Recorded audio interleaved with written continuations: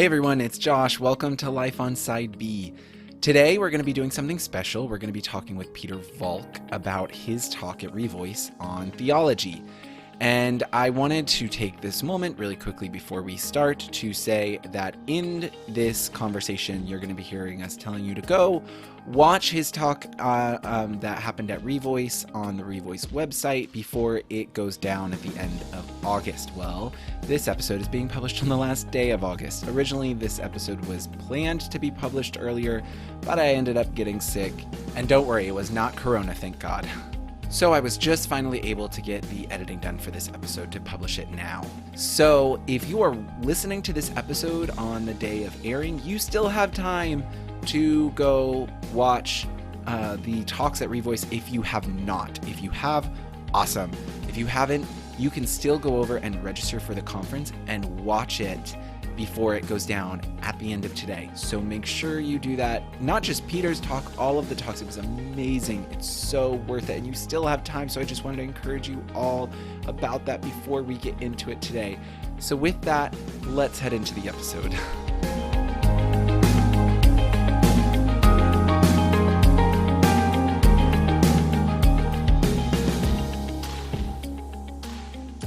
Well, hello, everyone. Welcome back for another episode of Life on Side B. It is good to be coming back. And I am here joined by our very own Grant Hartley. Hello, Grant. Hey, hello. We haven't heard your voice in a while.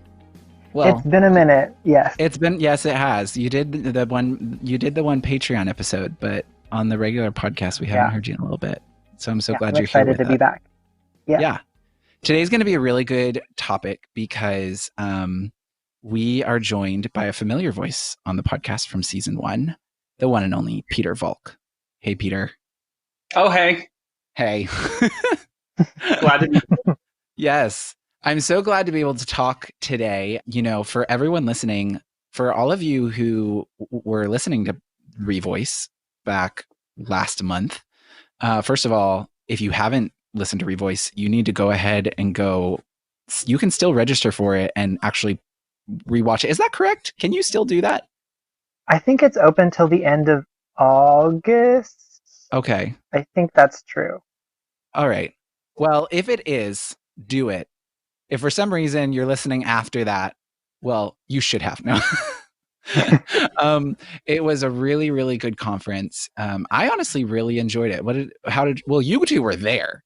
So you guys were both in person. How did it feel for you guys being in person at a virtual Revoice?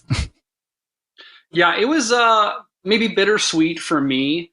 I definitely missed the in-person fellowship. And I was there with some of the other people speaking, but it wasn't the same as the big, real Revoice. And I know for my friends back here in Nashville who weren't there, it wasn't the same. So bummed about that. It's not the same without a real audience and without being able to have discussion back and forth. And, you know, the line of one-on-ones afterward, I missed that.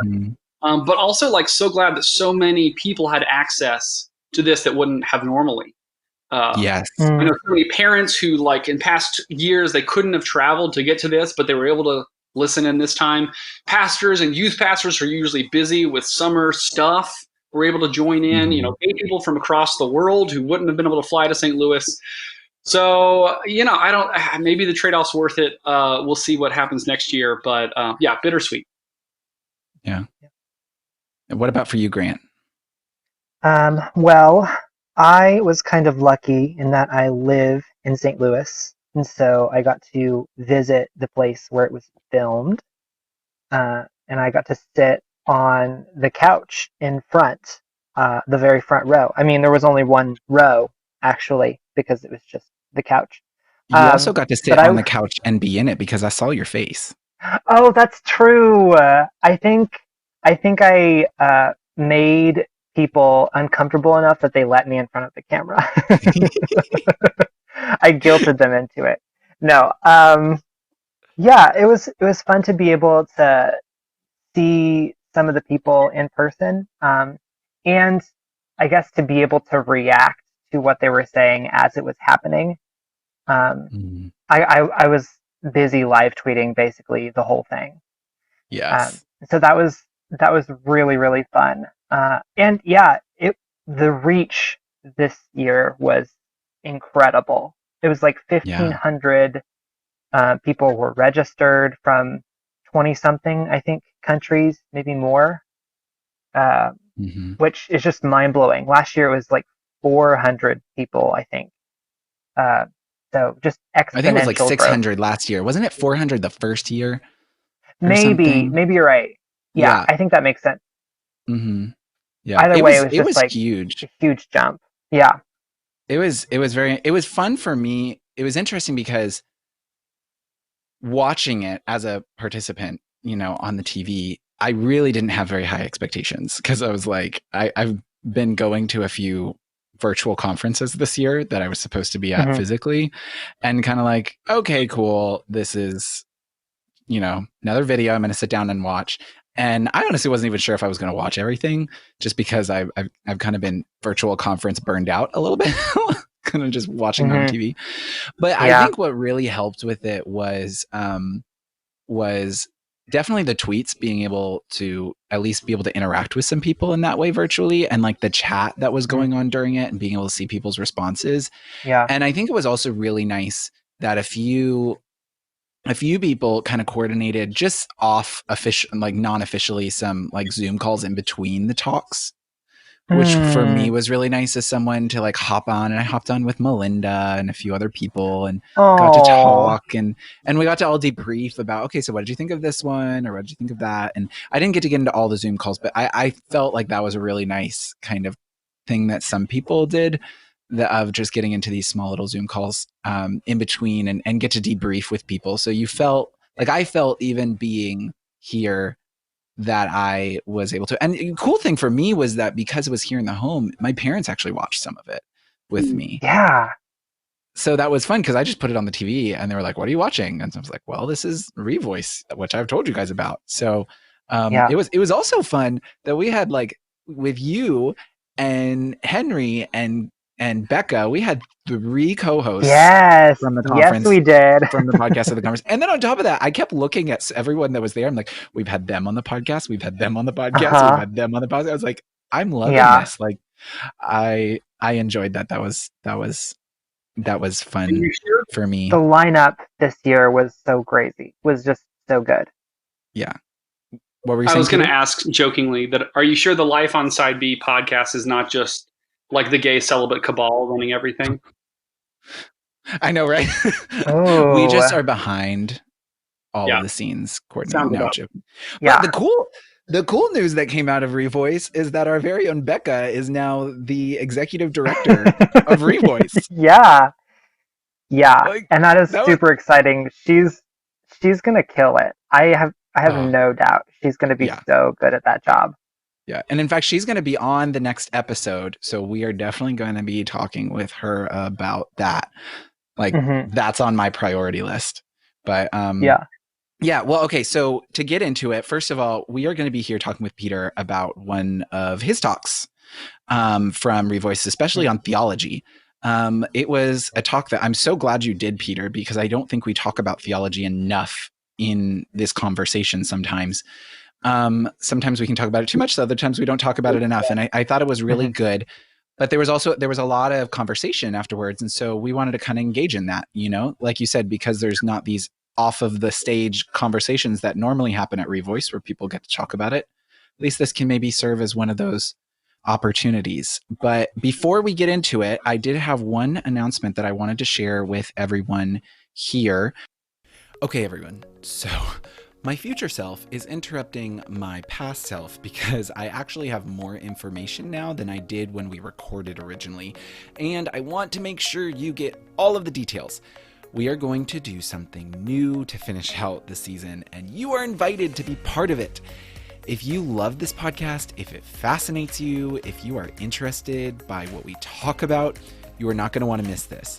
Mark your calendars, Saturday, November 14th. We are launching the first ever B Chats. The B Chats is a virtual, all-day event where we will be talking about real issues that have been discussed in the podcast as well as elsewhere that affect the lives of LGBT+ or same-sex attracted Christians who hold a historic Christian view of marriage and sexuality. This is not simply an event where you listen to speakers talk. This will be a place where you get to interact, ask live questions, and discuss how these issues apply to your life or context. The idea is each year we will talk about 3 topics or chats and discuss a variety of perspectives from Side B Christians on those topics. This year, the topics of our 3 chats are going to be the gender conversation within Side B, coming out as LGBT and Christian, and finally, viable Side B relationships. You can go to lifeonsideb.com and a pop-up will appear to direct you to the registration page for the event. You can also go to our social media as well as the episode notes for this episode and find the link for the registration page there. I am so excited for us to be able to have this time to close out the season where we will be able to grow and learn together from all around the world. So go ahead and register today. You won't want to miss it. And with that, I'll give it over back to my past self to continue. That's really my only announcement for today. And so with that, let's head into the conversation. So I guess to start, Peter, like I said, this is theology related to this is something we many times do not talk about too much. And I was interested that, when you spoke on it, you took a little bit more of a response approach to different affirming theological arguments. I would love to hear more of like what led you to take that format pursuit, if you can talk a little bit more of that. Yeah. So, or if you want to kind of give an overview for people who may not have heard your talk as well, if you want to kind of give a overview about what you talked about. Yeah. So basically, I responded to the 9 most convincing arguments for a progressive sexual ethic from the perspective of a traditional sexual ethic. But the title was Arguments Aren't Enough, because the key point I made over and over again was a convincing argument for a traditional sexual ethic or convincing responses to the convincing arguments for a progressive sexual ethic. That's not enough, because gay Christians stewarding their sexualities according to a traditional sexual ethic are still experiencing bad fruit. And of that, and not because they're not trying hard enough, but because few of our churches are places where gay people can actually thrive according to God's wisdom. And so, if something is true, it should also be good and beautiful. And a lot of gay Christians stewarding their sexualities according to a traditional sexual ethic aren't experiencing good or beautiful, so there's work to be done. And if the audience for my talk was particularly pastors, straight pastors and leaders, and so what I wanted them to hear was making better arguments isn't enough. If you want to convince people, particularly gay people, to steward their sexualities according to a traditional sexual ethic, you've got to offer them something good and beautiful. And there's work to be done. Yeah, because your talk was, for context for everyone who's listening, your talk on theology came during the leaders kind of section of the conference, correct? So, which was more geared towards pastors and everyone that was listening. Correct. Yeah, it was during the day on Friday, and while it doesn't say, here's the space for straight pastors, it's generally understood that a vast majority of the people who show up for the pastors and leaders track are going to be straight. So it's particularly for that audience. How did you come across or structure your talk? Like you listed a bunch of some of the most convincing arguments you've heard. Where did you get those arguments from? Did you just hear them, or was there a resource that you looked at? Yeah, so there's a couple of different really popular level books that are part story, part kind of theological argument for a progressive sexual ethic out there. And so in addition to doing the work I do with Equip, I'm also a licensed professional counselor I meet with individuals, gay people trying to navigate faith and sexuality. And I've had a number of clients who are kind of in this space in between side A and side B, and they're trying to make sense of that. And they've invited me to help them explore that theologically. And often what we do is we read one of those books together. Oh, wow. Justin Lee's Torn, God and the Gay Christian by Matthew Vines. We'll read them together and we'll discuss what's convincing here, what's not convincing here. And so, to be honest, the first outline for this talk I wrote a while ago. Because I had a close friend, I had a client who kind of was in between A and B, and really feeling like he was going to move to A, and was reading some of those books. And previous to this, I had both friends and clients who I felt like I was too meek. I was too afraid to make a strong case for a traditional sexual ethic and against a progressive sexual ethic. And they ended up adopting a more progressive sexual ethic, and I ended up seeing more painful consequences in their lives downstream. And so I don't know. Just this most recent time, I was like, okay, this time I'm going to try something different. I'm gonna make a stronger case, both for a traditional sexual ethic, but also against a progressive sexual ethic. And I think this is why I addressed this topic in the way I did. At Revoice, we often hear talks. We often hear messages of what is beautiful about a traditional sexual ethic, right? A winsome appeal for side B. But we seem to kind of back away from responding to the most convincing arguments for side A, right? We're quick to push against the arguments for side X, understandably.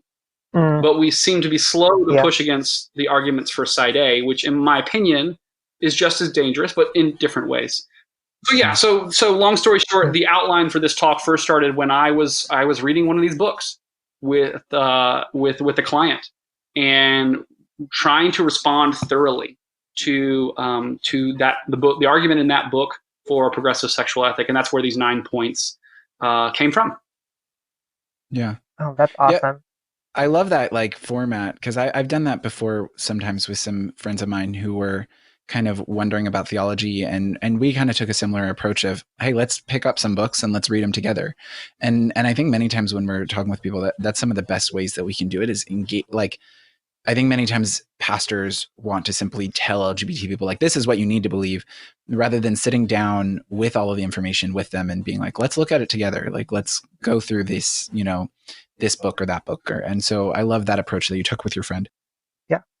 I also love that, you don't have to be afraid to engage with sources that come from a different ideological camp. And you can, you can actually engage with them, and you don't have to be afraid that it's going to persuade you. I think that's really powerful to enter into the conversation by looking at all the information, and being able to engage with it. I think that's really wise. It's really cool. Yeah. So after, was someone about to say something? Well, I was just going to say, I know my advice for some of the people I meet with is a lot of these books or podcasts for a progressive sexual ethic, they're very well done. They're very emotionally powerful. They're very clever.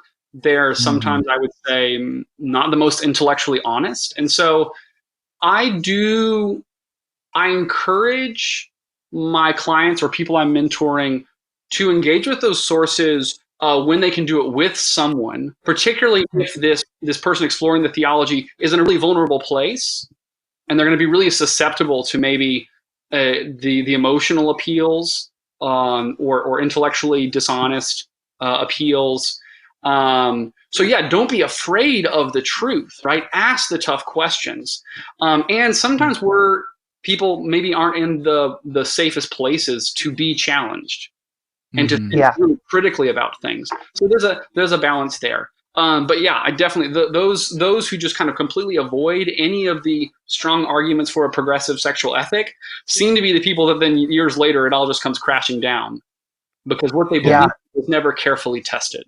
Yeah. Well, Absolutely. and it's true, because go ahead. Well, I think sometimes we can let a traditional sexual ethic be supported mainly by fear and not by any active engagement. And part of that fear is upheld by just an unwillingness to engage with any sources from another perspective. Yeah. So I think that's really encouraging, that for you to engage with those sources. Yeah, and I think it's good because I think conversations like this are needed, because if we're not having a dialogue, there's going to be like, ultimately, if there's not a dialogue happening, then there's only one side voice being heard within the conversation that people are hearing in it. Like, it's funny, for my doctorate right now, I'm actually doing work on theology related to LGBT issues and all of that. And it's crazy because I had to create a list of resources for my study. And I had tons of affirming sources, and I had tons of ex-gay sources. And I think I had like 3 deep theological side B sources. Like, that was Dang. it. And there's not a lot. Yeah. There's so much of the theology being done from the traditional perspective is very ex-gay. There's like, except for like People to Be Loved by Preston Sprinkle. And I mean, I guess you could count Wesley Hill's book, but he doesn't really get into theology. He's more sharing his story. Yeah. There's not a ton. There's not these deep books like Let's Digest This Theology from a traditional perspective that is not ex-gay kind of thing. Well, and kind of getting into this, what would you say were, as you gave this talk, what would you say the responses were like to your talk that you got? So really positive, particularly from, the target audience, which was straight pastors and leaders. Too often I see straight pastors and leaders like shy away from like a full-throated defense of a traditional sexual ethic and being willing to really address the shortcomings of a progressive sexual ethic. And if they aren't convinced of what they believe, or they're embarrassed to talk about it, they aren't going to be churches that take any practical steps towards really courting side B gay Christians, really being a place where gay people can thrive according to a traditional sexual ethic. So my hope was to embolden straight pastors and leaders to take action for the benefit of gay people, but also point out that those better arguments weren't enough. And there was a lot of positive responses from gay people as well. Some negative responses from side A gay people. I guess that's to be expected. And there were also some side B gay Christians who were a little put off. And I guess I think it would be good for me to speak to that briefly. It's difficult to speak to every audience well at the same time. And I probably could have said even more clearly at the beginning of the talk that this was particularly for straight pastors and leaders, and that's why it was slotted in the pastors and leaders track. But if there were any side B gay Christians who watched this talk, listened to this talk, and were hurt by it, I am really sorry. Too often we've heard straight pastors and parents argue with us about theology and ignore our pain. And if my talk triggered any of that, I am so sorry. I do not want to add to that. I know that pain myself. I don't want to add to yours. I hope that you saw me holding straight pastors and leaders accountable in the talk. I hope you saw me pointing out the hypocrisy in the church. I hope you saw me arguing that better arguments aren't enough. But yeah, again, if there's any side B gay Christians who watch this talk and it caused them pain, I'm so sorry. That absolutely wasn't my intention. Yeah. Well, if you don't mind sharing some of that feedback from side B people, what was some of the pushback you received? Well, I guess from side A or side B people. Did anything stick out to you? Yeah, I mean, so I think first, I think for some side B people, because every time they share with a parent or a pastor, side B gay people, every time they share with a parent or a pastor about how challenging, painful their life is, again, not because they're doing it poorly, but because they don't have structural support from their churches that they ought to have, or they're dealing with the pain of being in the closet for so long and the wounds that the closet inflicts. Too often, side B gay people go to pastors and parents, share about their pain, and the response they hear back is, wait a minute, are you not convinced of a traditional sexual ethic anymore? or you share just for one moment, hey, I know this is true, but does it have to be true? Is it really true? This is too painful. And the straight person doesn't respond by saying, you're right, this hurts. And if something is true, it should be good and beautiful. And there's work the church needs to do. No, instead they like freak out that we're going to turn side A or something and then argue with us more. So I just think a lot of people I heard from, just any talk about this that really digs into the details of the arguments and kind of combats some of the maybe the side A arguments that some side B people who are hurting resonate with. It's just triggering. It reminds them of those painful conversations they've had too many times before. Yeah. Yeah.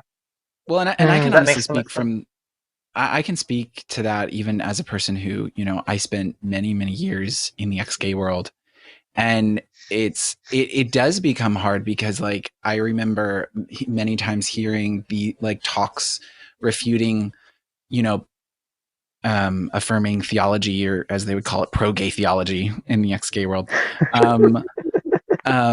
They would give these things of refuting it, and it can bring up PTSD, especially for people who have experience in the ex-gay world of like, oh my gosh, this sounds so familiar, because as you said, and I love one thing that you talked about in the talk, and you mentioned it earlier, is that even in responding to these things, the bigger things is, as you had the title of it being, responding to affirming theology arguments is not enough.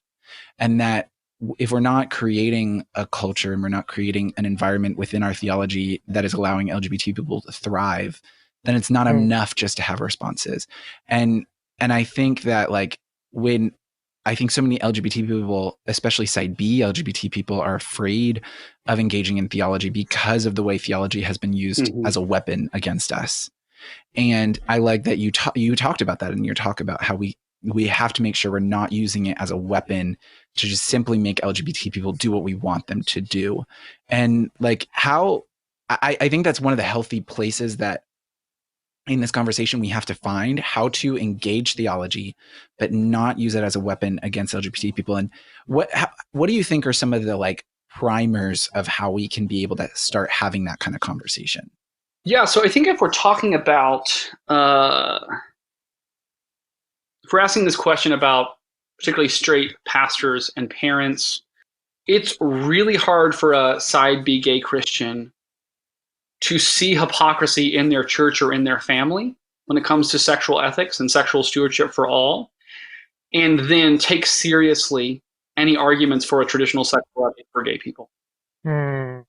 So my suggestion to straight pastors and parents is that before you start arguing for a traditional sexual ethic for gay people, are you taking seriously what the Bible has to say about sexual stewardship for all people?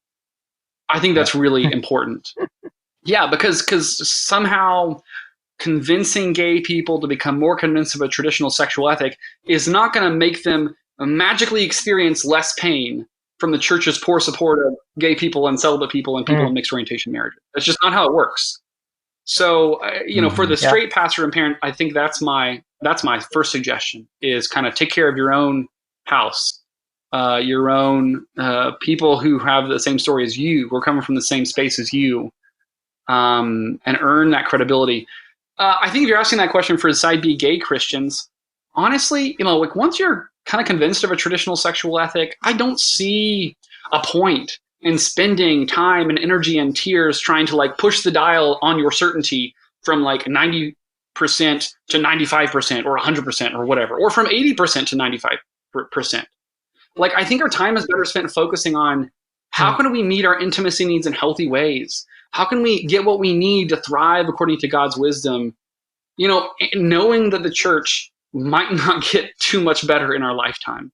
I think that's a better use of our time than trying to get ourselves to 100% certain.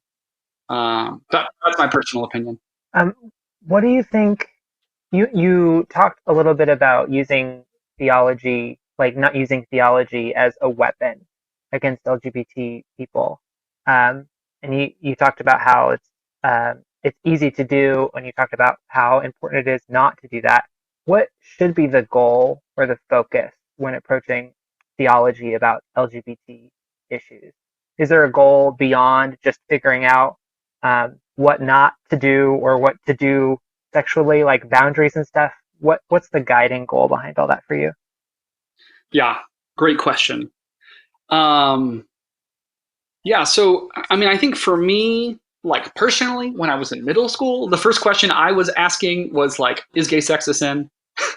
It's the question Yeah. we all ask. Right. Yeah. Yes. I think that's the question middle schoolers ask. That's not the question 40-year-old pastors should be asking. Yeah. Um, because like, at least for me, when like I grew up, I realized that a much better use of my time and energy was focusing on the opposite question. Like, right, not what is bad, but instead, what did God design me for? How did God order the world beautifully? What was I made for? Like, if I'm made for intimacy in the context of family, what are the best paths God has laid out for me to enjoy those? And focus on that. Focus on what I can say yes to. I mean, we've got so many different speakers at Revoice in different spaces in the side B world talk about we've got to focus on the yes and not the no. So I think that should be the goal, the focus when we're approaching theology on LGBT plus topics and issues. We need to focus on what gay people can say yes to that will be good for them, that will bring goodness to their life, that will honor God, that will bring glory to God. So for me, I think we should first focus on God's design and wisdom for sexual stewardship for all people, and then ask how that informs how I, a gay person, can thrive. I don't think personally that I need maybe a special version of theology for me as a gay person to know what God's best is for me. Yeah. I don't focus on personally. I don't focus on whether or not gay sex is a sin or whatever. Whether God would bless a gay marriage, I ask God what is His best for His people, and then I commit not to settle for anything less. That's what I do. Yeah. That reminds me of one of the more formative books for me in my spiritual journey of reconciling faith and sexuality was Eve Tushnet's book, Gay and Catholic. And one of the winning lines. It's so good. It's so good. But one of the lines that stuck out to me was she said, "No one has a vocation of no. Everyone has a vocation of yes to something." And so we have to figure out what the yes is, not just the no. So I think that was really, really helpful, Peter. Yeah, that is really good. Like when you talked about a book, like how this connects to a book that's influential to you, I thought I was literally about to talk about the same thing, but I was wondering if we were going to talk about the same book. For me, the book that was just so beautifully done for me that helped in this. And having earlier talked about that there aren't many books, I'll love to recommend books that I do know of that are really good. For me, it was Deborah Hirsch's book, Redeeming Sex. I haven't read that one. Oh my gosh. Deborah Hirsch, if you are all listening, please come on this podcast. You are amazing. We love you. We want you to come to this podcast, please. Yes. Plus, she has a sweet accent. Oh, I know. Does she? I know. I've heard her speak, and I'm like, from Australia, I think. Yeah, Australian. I love how she does very much what you're saying is like, rather than just focusing, if all we make this focus is on like, is gay sex bad or is it good or whatever, we're missing the whole entire thing of really developing what was God's vision for sexuality. And I love that even for Deborah Hirsch, the vision of sexuality is even more than just about who you can have sex with, because her vision of sexuality is that sexuality is how we relate to people, not just through sex, but through all of our relationships, whether that be through friendship, community. And she lays out, sexuality as three parts of sexuality: gender sexuality, social sexuality, and genital sexuality. Gender sexuality, how we understand ourselves as a male or female; social sexuality, all of our interactions; and genital sexuality, obviously, who we have intercourse with. And how each of these then reflect the eternal in different ways, and deals with it in a really great way of kind of like what you were saying of, we have to be understanding how this fits for all people, straight people, queer people, all of this together. Because the moment that we focus on one small issue within it, we're losing the vision of the rest of it. Yeah. Yeah. Really good. So I guess then, kind of getting into a few more of the details of your talk. Um, and I think, when we were talking about some things that were brought up by Side B people, during your talk, you mentioned that no one chooses their sexual orientation, but at the same time that God did not make us gay. Can you talk a little bit more about that topic? Like, what for you does it mean for God not to make us gay, even though we don't choose our sexual orientation? Yeah. So to be clear, when I say doesn't make us gay, what I'm meaning by that word gay is having romantic sexual same-sex attractions. So it might be more precise for me to say I don't think God intended for us to have romantic sexual same-sex attractions. We were not born with that kind of predetermined by God. So I'm not talking about like gay culture. I'm not saying that gay culture, there's not good things in gay culture. I'm not talking about our capacity to recognize and appreciate beauty regardless of sexual orientation. I think God gives us that. I'm not talking about our desire for same-sex friendship or platonic intimacy. Like God obviously gives us that. Also, I think it's important to point out that like the consensus among scientists is that both genetic factors and environmental factors contribute to the development of same-sex attraction.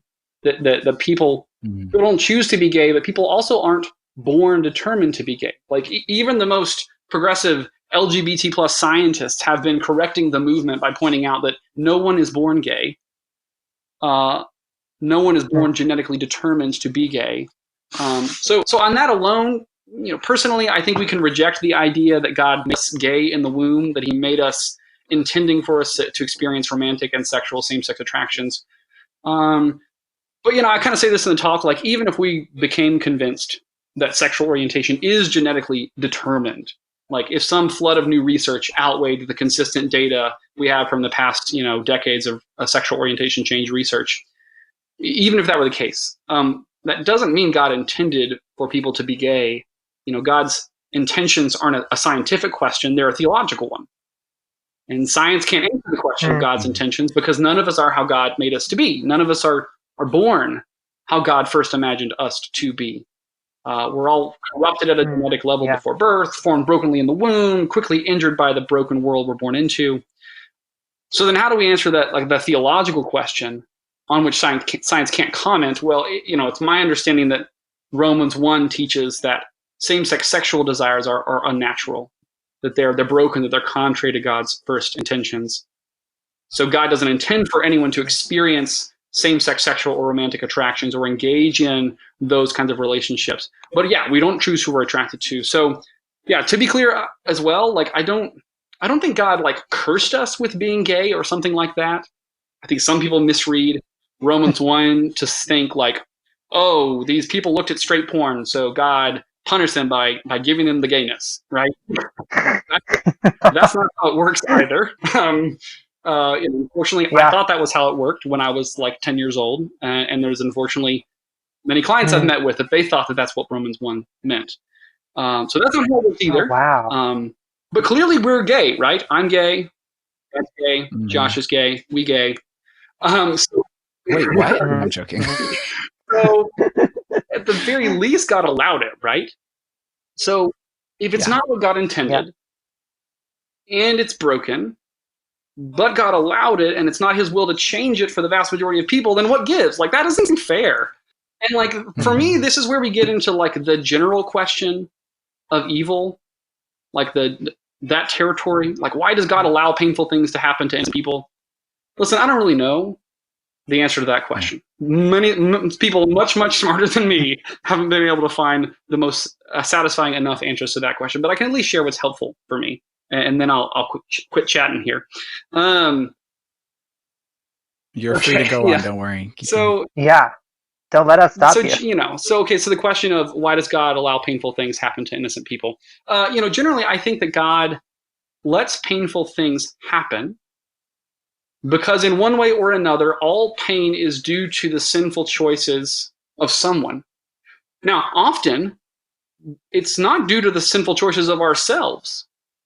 often the pain we experience in our life is due to the sinful choices of others recently, or going all the way back to Adam, right? We experience pain because others have sinned. But because God wants our love to mean something, we need to have real choice. But for our capacity to choose to be real, like there have to be consequences. If God just swooped in and undid the consequences of our decisions or the consequences of other people's decisions, our choices wouldn't mean anything. So at least as I understand it, like in order to preserve our capacity to choose, God refrains from protecting us from the consequences of our decisions and the decisions of others often. Usually that's his MO.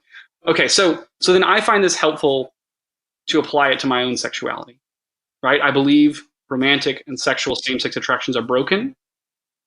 And my hunch is I developed same-sex attractions because of generations of sin in the church and in my family and in my own experiences growing up.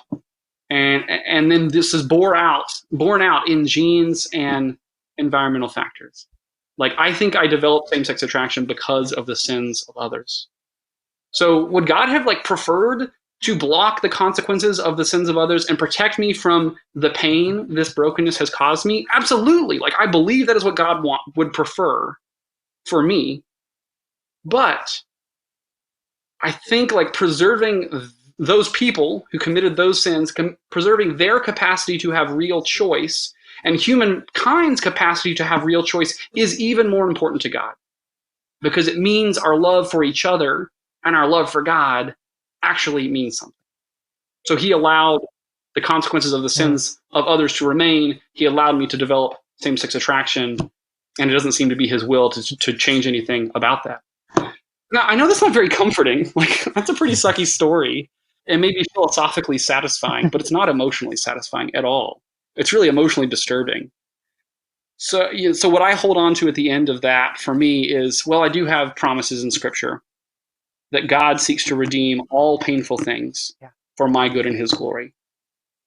And I can't explain it all, but I do know that like a vast majority of all the most beautiful things I've experienced in this life has been in the context of making sense of the fact that I'm gay, making sense of it with other gay people, making sense of it with straight people, making sense of it with my church and with my parents and with my friends.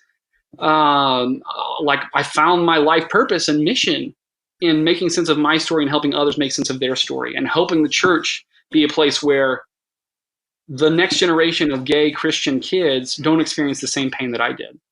So I absolutely see how God is making good on this pain for my good and his glory. So anyway, that was a very long-winded response to your question. But that's where that goes for me. Yeah.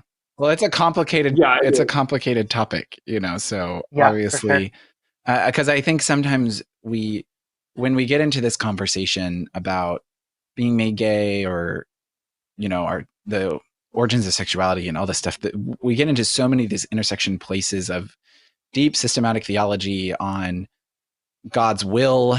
And I am not a systematic theologian. I more do Hebrew studies. So obviously I know that there's different words for different kinds of God's will, and I don't pay attention. And I'm also not a Calvinist, so I do not pay attention to that. And so, but then, also on top of that, we get into science and we get into psychology and all these things. And I think sometimes it gets very hard because, as you said, there's this thing of like, well, God, we are gay, so somehow God allowed it. And yet he's not surprised, and he could change it if he really wanted to. He can pretty much change anything he wants to. And so he says no, he's deciding not. So there must be some reason why. And I think I love Becca kind of mentioned this a little bit in one of her talks at Revoice, is that kind of saying God obviously has me being LGBT for a reason, you know? And yet also understanding of the whole entire thing of there are a lot of factors that play into that, whether that's God's will of what has happened versus what his will of what he would intend to happen. And I think also we sometimes get into this mindset as modern people that I don't think occurred in the mind of people during biblical times, as the separation of God's intent in genetics versus God's intent in environment. because I think sometimes we get into this very big mindset of like, if it happens in your genetics, oh, God, like just ordained it and done, versus like if it happened in an environment, it's like, well, that's humans. And obviously there's all of these different factors. And I think it's God has his hand over all of this in some way. And we play a part in it, obviously, as you said, we play a part in it by the way that we influence people, and we influence other people, and our very fallenness influences other people as well. Our brokenness influences others. Yeah. Well, and if I could add one little thing to make sure that I don't step in it, right? Another element that just added on to this whole conversation is there's points in some of the things I said that seems as if I'm walking really clear to the ugly pit of side X, right, to one side of myself or the other. Right? And so that's also the trickiness of this, right? Because like clear, I don't think any gay people did anything to make themselves gay. Yeah. I don't think they sinned in any way, and that's why they're gay, right? So I want to be just super, super, super clear. That's also why these conversations are difficult, because even just denying the idea that we are born gay sounds like a side X thing. Even though today LGBT scientists are saying people aren't born gay, right? But that sounds like a side X thing. So this, again, the reason why this is so triggering, these conversations are triggering for people, is that so many things just remind us of the jargon and the arguments and the phrases that side X used at a time. And people can't really listen to what you're saying because they just get turned off because they hear a couple of these phrases that seem familiar in a painful way. Yeah, and I think that's a really good clarification. Thank you for that. Because I think that it does get freaked out, like, for many people. But at the same time, like, if we're going to acknowledge the sexual fluidity, like pansexuality, the fluidity within bisexuality, asexuality, we're acknowledging that sexuality is much more complex than whether you're straight or gay. Mm-hmm. It's so much more complex than that. And if we're going to acknowledge that sexuality is much more complex than that, we are definitely acknowledging that it is much more complex than a simple gay gene. Yeah. I mean, that's just how it is. Yeah. I mean, look at the queer community. If it was simply just a gay gene, we would not have so much fluidity within gender and sexuality represented within the community. For sure. Pieter, something that you did in your talk I thought was really, really helpful. And I think you did it just now too, where you sort of used a couple words and then you define those words very specifically before moving on. So I think in your talk you defined being gay as experiencing same-sex sexual attraction, and then you defined same-sex attraction as same-sex sexual attraction, just for the purposes of the talk. I think in the side B world, there's a lot of different ways of speaking about these things, and not everyone uses those words the way you did in that talk, and so that can lead to a lot of miscommunication and misunderstanding. But I thought that was super helpful. But so with that in mind, I think one of the questions that people had about your talk, more specifically, was is there anything about being gay that is not a burden but something beautiful, not like a thorn but more of a flower? Is there something that we uniquely have as queer people that is a good thing and not just a struggle? Yeah. So you just stated it. We all have different definitions of how we use these words, and precision is important. But maybe it would be great if we were all like at the UN, and we all had little translation on. And then anytime someone was linking, it was just translated into the words they would use to describe that thing. Yeah. It's okay, Pieter. I'll be your quote unquote anger translator. I'll just translate everything you say into my language, and then that'll facilitate the whole dialogue. I'll just circle around you whenever you speak. Yeah, I mean, basically what we're talking about is how do we translate an Enneagram 8 to a person with feelings, right? How do we like assholes without getting turned off? I think there's a lot of money to be made there. Absolutely. So figure that out, and you'll be sitting pretty. So to your question, sorry. Yeah, I tend to think that all there is, inherently, innately, universally, uniquely to being gay, are same-sex attractions. Like, I don't think there's some special capacity for friendship or aesthetic sensibility that like travels with the gay genes or is part of the gay gene set for all people. I think that most of what we actually experience as being gay is culturally created. It's constructed and hard earned from the experience of being gay in a certain context. And those things are good and beautiful. Like, for example, I do think that side B gay Christians develop a unique capacity for an appreciation of deeper friendship because of our experiences. We're forced by our circumstances to learn to do friendship better. So is there anything inherently, innately, universal, unique to gay people that existed pre-fall?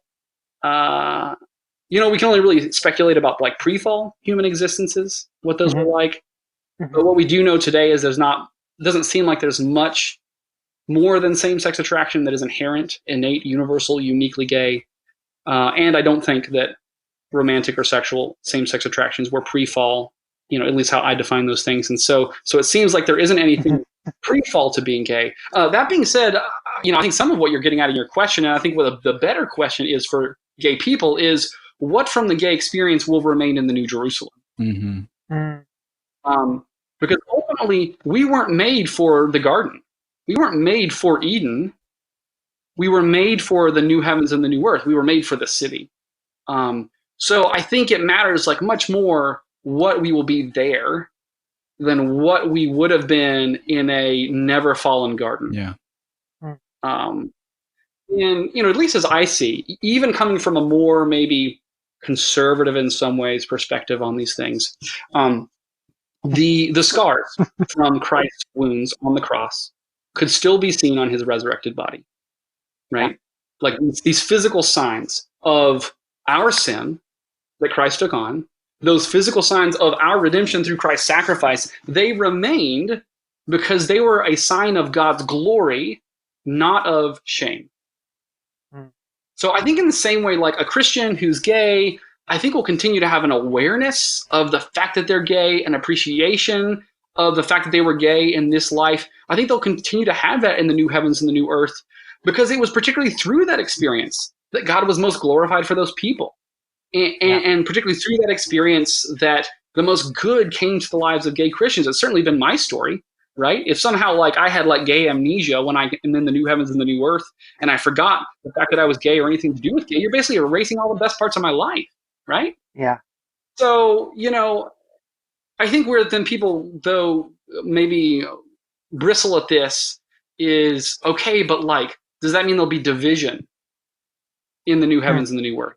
And I think one of the differences between now and the New Jerusalem is right now, while differences in this life bind some together more closely, it divides from others.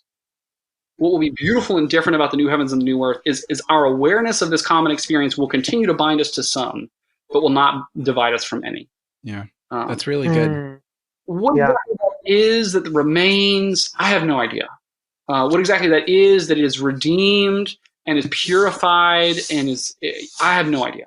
But it makes sense to me that there'd be something. Yeah, I really love that you said that.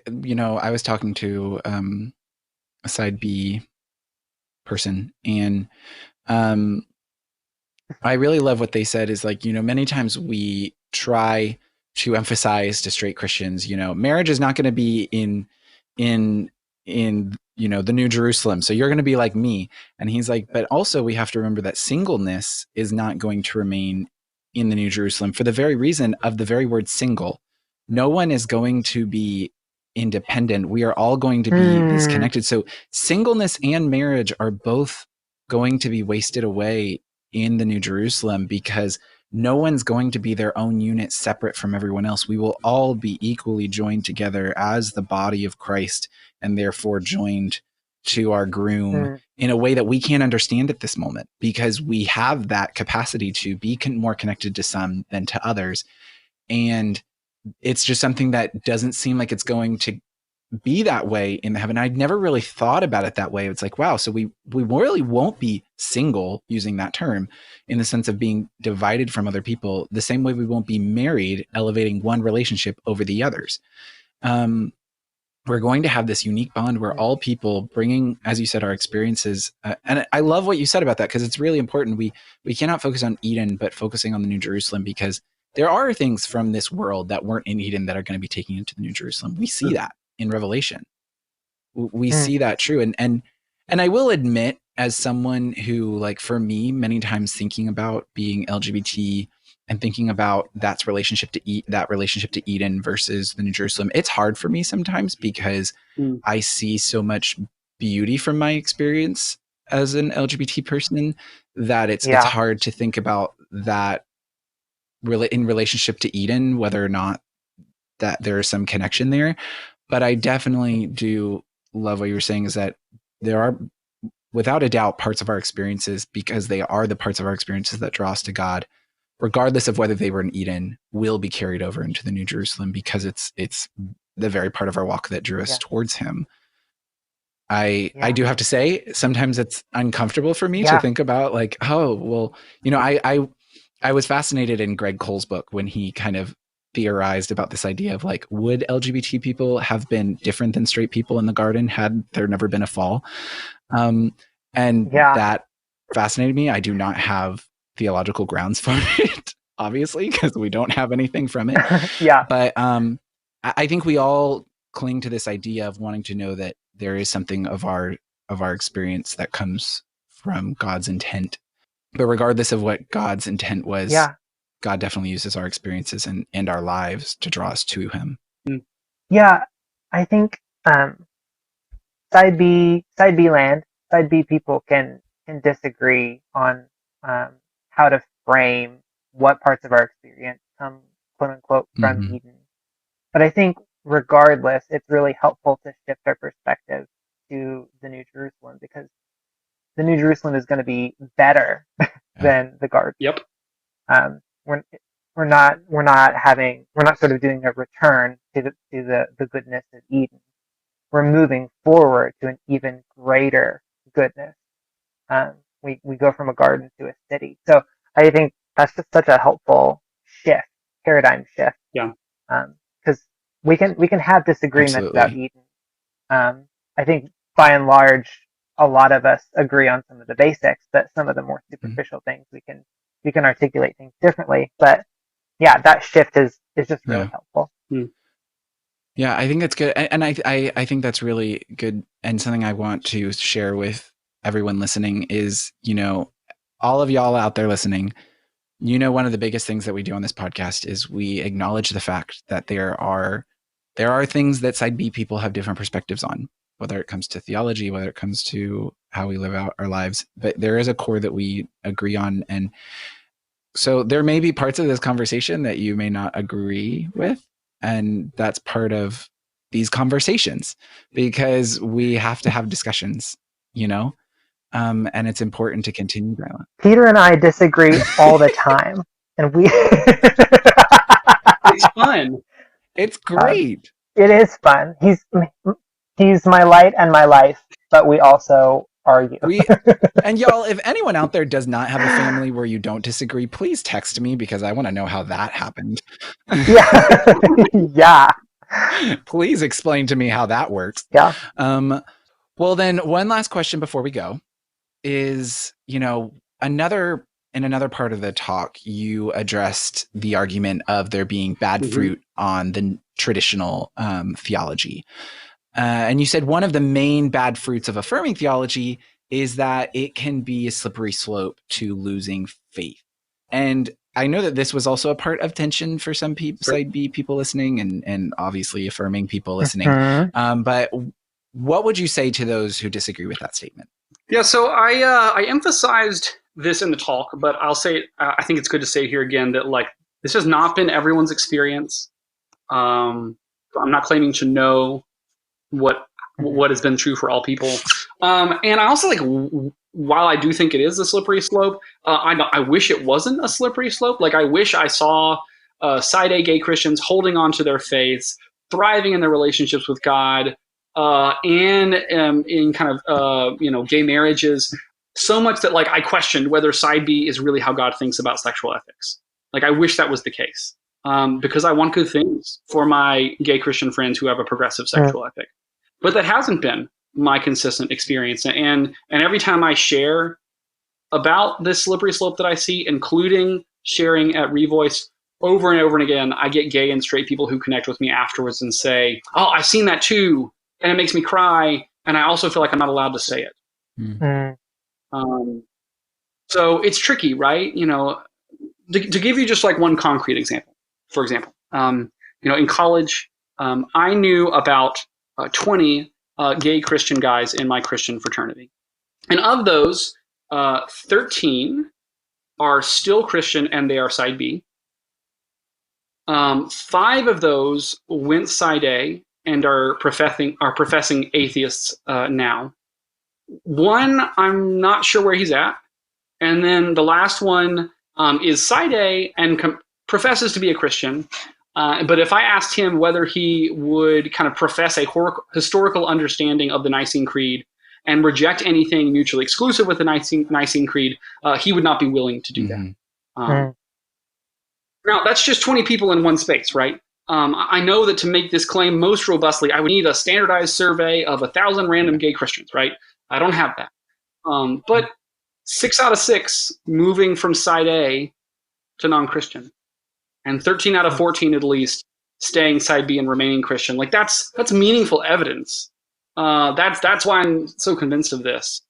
That's why it's powerful for me. And when I talk to people, that's not inconsistent with other people's experiences. But I want to add one other thing that's a little bit more personal about why I'm convinced of a traditional sexual ethic.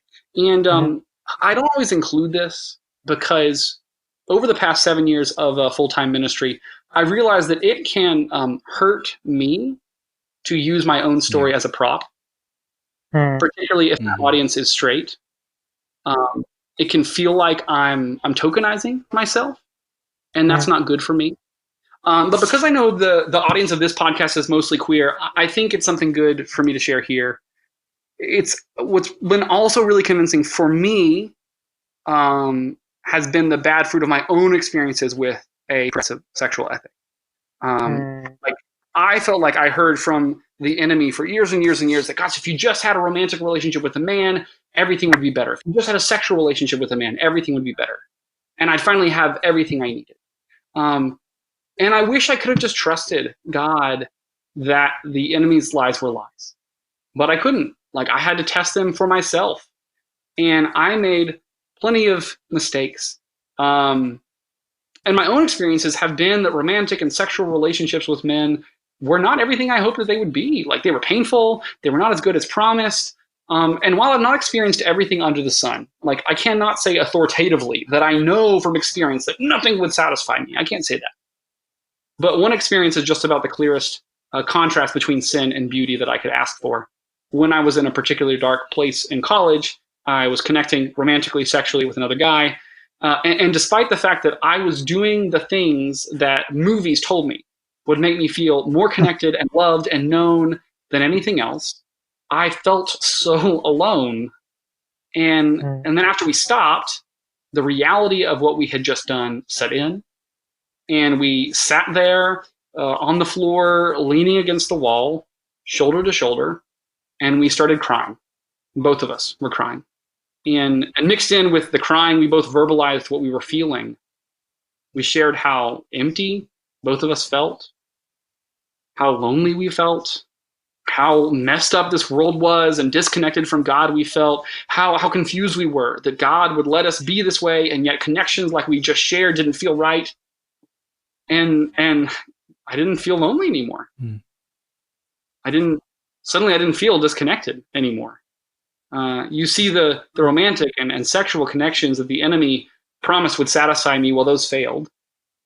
But then in stark contrast to that, the two of us confessing to each other and crying out to God together satisfied us more satisfied us and felt more beautifully intimate than anything we had shared before.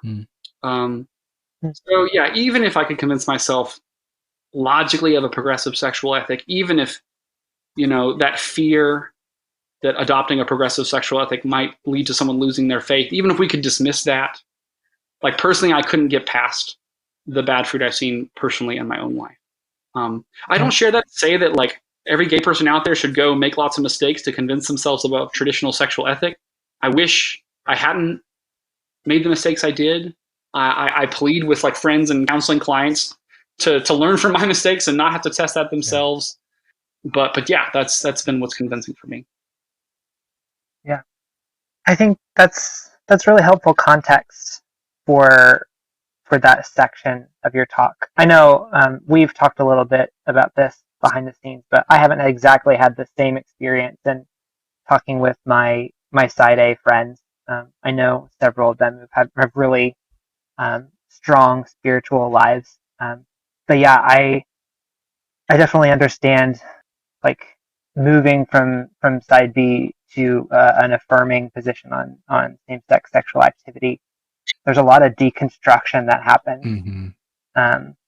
And so something that struck me as you were talking, in addition to the point you were making about there being possibly bad fruit, is oftentimes I think side B people, when a friend goes side A, can sort of take several steps back and just sort of disengage.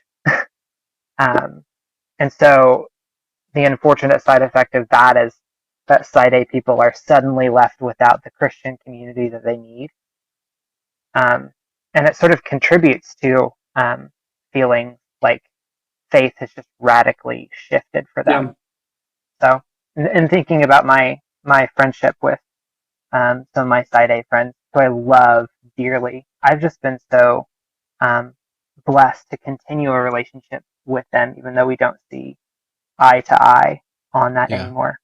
Yeah, it's the slippery slope argument is an interesting one for me because I will admit I've had friendships with people on both sides of this situation. Like I have friends who are affirming who have sometimes I feel like stronger faith than I do. And then I will have friends who in the process of deconstructing, their faith related to sexuality, deconstruct their faith entirely. And I remember even one time with one friend who I had like been arguing on their behalf against the slippery slope argument. And then they ended up deciding that they were no longer Christian, even going to them and being like, I have been arguing for you and you are proving the point that I'm trying not to argue against. And being very frustrated with them. Like, I'm here trying to support you and you're not helping me. Yeah. And I think in general, I'm just not a fan of slippery slope arguments. And I don't think it's about this specifically. It's about like, I've had people argue the slippery slope argument about side B being to side A. And the slippery slope argument of people saying celibate partnerships leading to affirming, or like all these different kind of things where I'm like, no, I don't necessarily see that. And so I personally, I think just in general in arguments, try to stay away from slippery slope arguments, but I do understand what you're saying because I have had similar experiences with what you are conveying, Peter. And I want to say thank you so much for sharing about your personal, experience, because I think it's something that is really, really great for people to hear, because obviously I think our experiences play such an important role in what leads us to where we are at, and there was something else I was going to say and I can't remember, but yeah. I guess I also wanted to say this, and if you all have any pushback on this, please feel free to do so. I wanted to also make room for any side B people listening that I think it is important to acknowledge that there are some side B people that separate the morality of romantic attractions and sexual attractions, because, and I'm not saying that I necessarily have solidified thoughts on that. I just know that that is something that is real for some side B people. And And I mean, honestly, I can share from my own life of someone who has been in a period of committed relationship, in an affirming relationship. And sometimes it's hard when you come from having a relationship where there was great things shared in a romantic sense, and then trying to make sense of, once your theology changes, going, wait, so it's bad, but I had a really good experience. And trying to make sense then of how something that you experienced so great can all of a sudden be maybe not so great, according to the theology that you hold.